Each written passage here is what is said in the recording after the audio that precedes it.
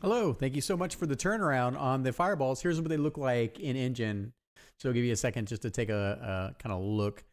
I think part of what isn't quite working for me, as I'm just kind of looking at the shape, it's not really a shape. Maybe it's the motion, right? So, and I know some of our reference had more of this kind of like part of this, like, I don't know. It's like a, you know, you can see that. Maybe we should take a look at the sprite sheet. One second.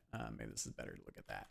So, so I think part of it is that we can see, hello, buttons, pushing all the buttons. There we go. I think part of this is it's probably in the shape. So we kind of have these 4 frames. And I think what I'd like us to try to do, instead of having the shape contort so much between these kinds of shapes, and then having the, you know, the, I think we have kind of this, I don't know, this is like kind of like more like a bullet shape here.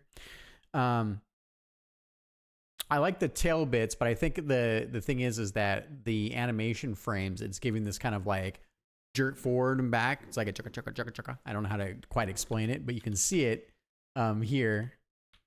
And I think we should probably, instead of doing the move, the kind of pulsing with the fireballs, kind of in terms of their animation frames, we should try to keep the main shape, the bullet shape, and then have the tail. Let's take a look here, and have the tail, I think, have like the inner area and the tail follow a little bit closer to sort of, this is one of your animation bits here. So I think we should try to follow it more like a traditional fireball in that case. And I think to maintain the shape and then have a little bit longer tail would be super helpful. And yeah, okay. So, and then the, yeah, so I kind of like, I like where we're getting with the let's see here. So this is this guy here. Yeah. So, okay. So, I like that we have a bit of these kind of these fiery bits here, which are really cool.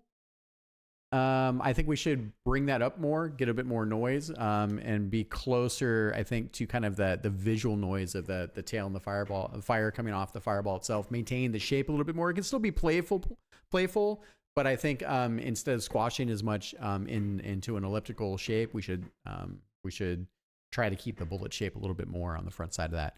And then the other piece of feedback would be that let's tint the blue plasma sac to be more towards the sort of pink, like it's a hot pink fireball. I guess that's what we're kind of going for.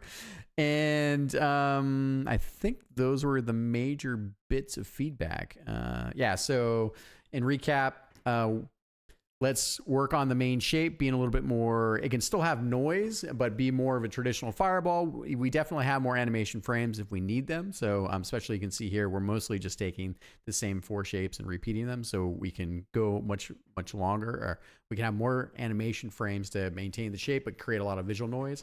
The other thing that I want to also point out here, and this is an important one for me, is in the engine, you probably can't see this very well. Let's take a look here. So I'll just take a quick screenshot. So in the engine, basically the collision that I set for the sprite itself is always centered. So I don't have the ability to shift the collision box. So you can see it here. So this is my collision box. This is a single frame of the sprite sheet itself. So what happens, right, is that means that either I have to make the collision box longer, which then is not exactly fair to the player because I can only expand it in both ways. So preferably what we can do is take the front of the fireball here, this guy here, and then instead of putting it there, so the fireball front is basically center of each of the sprites. So we should shift all the animation frames. We shift them to the left a little bit more there. So then I can align the collision more effectively.